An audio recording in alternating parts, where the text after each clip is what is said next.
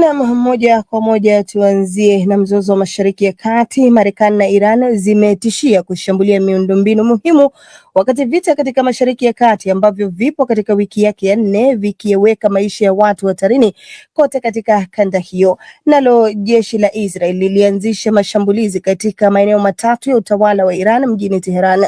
Bruce Amani na ripoti kamili kuhusu mzozo huo wa Mashariki ya Kati. Iran imesema mlango bahari wa Hormuz ambao ni muhimu kwa usafirishaji wa mafuta na bidhaa nyingine utafungwa kabisa ikiwa Marekani itatekeleza kitisho cha Rais Donald Trump cha kushambulia mitambo yake ya umeme. Trump alitangaza Jumamosi usiku muda wa mwisho wa saa 48 kwa mlango huo kufunguliwa. Hayo yalijiri wakati viongozi wa Israel walitembelea moja ya jamii mbili za kusini karibu na eneo la siri la utafiti wa nyuklia lililopigwa na makombora ya Iran Jumamosi jioni, huku watu wengi wakijeruhiwa. Akizungumza na waandishi wa habari katika eneo lililoshambuliwa la Arad, Waziri Mkuu Benjamin Netanyahu alisema ni muujiza kwamba hakuna mtu aliyeuawa. Amesema Israel na Marekani wanaendelea kumwangamiza adui. Well, we've defined two clear goals. Tumeweka wazi malengo mawili. Moja ni kuvunja kabisa mpango wa nyuklia, kuvunja kabisa mpango wao wa makombora, kuvunja kabisa uwezo wao wa kufanikisha miradi hii miwili. Tunakaribia kufanikisha hilo.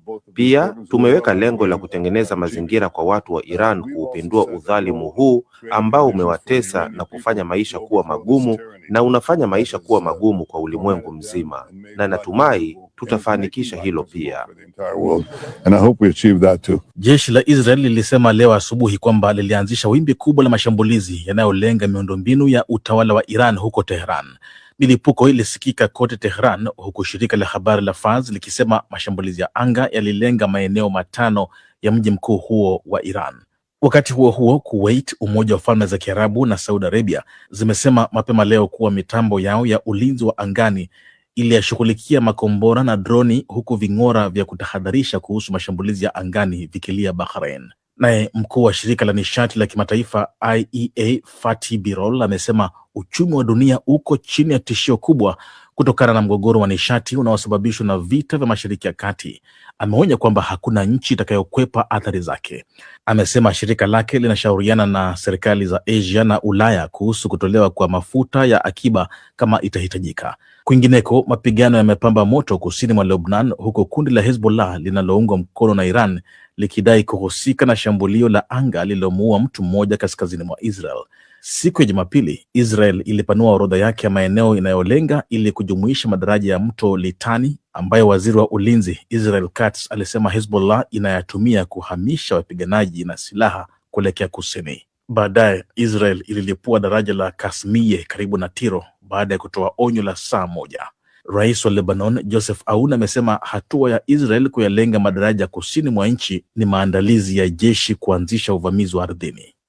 Asante sana Bruce Amani kwa ripoti hiyo. Tukisalia hapo hapo Israel leo imesema imefanya mashambulizi mapya dhidi ya taifa hilo ambalo pia limetishia kulipiza kisasi kwa kushambulia miundombinu muhimu katika eneo lote la Mashariki ya Kati, katika vita ambavyo vimeitumbukiza dunia kwenye mgogoro mbaya zaidi wa nishati katika miongo kadhaa. Sudi Mnete amemuuliza mkazi wa muda mrefu wa Iran na mchambuzi wa masuala ya kisiasa Mashariki ya Kati Abdul Fattah Musa ambaye sasa yupo visiwani Zanzibar. Kwanza amemuuliza hali ikoje katika eneo la Iran.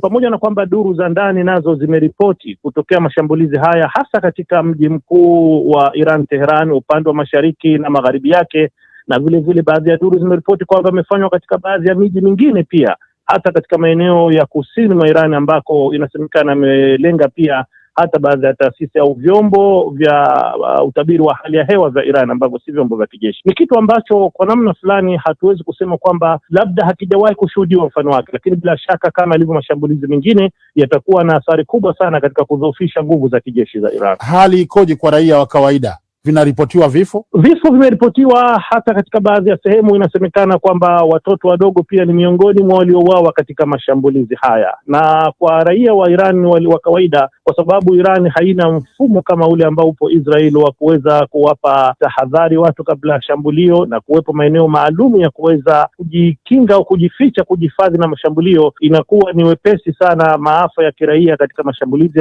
ya kijeshi ndani ya Iran huwa na taathira kubwa, na ndio maana hadi sasa karibu raia 2,000 wa Iran wameripotiwa kuuawa kutokana na mashambulizi haya ya kijeshi. Rais Donald Trump alionya kwamba Marekani itaishambulia na kuifuta kabisa mitambo ya umeme ya Iran endapo haitafungua kikamilifu ujia wa bahari wa Hormuz ndani ya saa 48, akisema hivyo, na hatua iliyosababisha pia Tehran, serikali kusema kwamba itajibu shambulizi lolote kama hilo kwa kushambulia meli za Marekani na Israel za nishati na miundombinu. Ipo ishara ya upande mmoja kwa kauli kama hizi za vitisho kusalimu amri? Inavyoonekana hakuna mwelekeo huo, kwa sababu jibu la Iran limekwenda mbali zaidi kwa kutishia kwamba endapo miundo mbinu yake ya nishati itashambuliwa, itachukua hatua sasa ya kufunga kikamilifu mlango bahari wa Hormuz, kwa sababu tunajua kwa sasa Iran inaruhusu baadhi ya meli za mafuta kupita katika mlango bahari huo, na zaidi nasema inazuia zile meli ambazo zina mfungamano na Marekani na Israel na washirika wao. Kwa hivyo ikiwa kitisho hichi ilichotoa Iran cha kuamua kufunga kikamilifu mlango bahari wa Hormuz kitaweza kutekelezeka, bila shaka athari zake kwa masuala ya kinishati na hasa kuathiri hali ya kiuchumi kimataifa, bei ya mafuta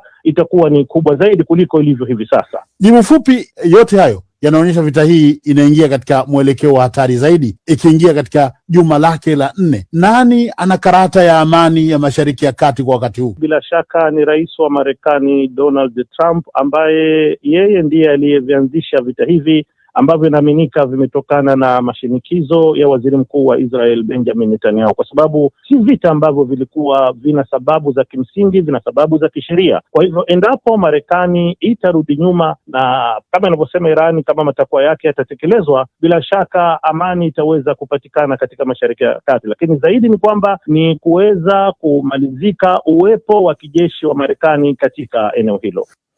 Ni Sudi Mneti alipokuwa akizungumza na Abdul Fatah Musa, mchambuzi wa masuala ya kisiasa Mashariki ya Kati.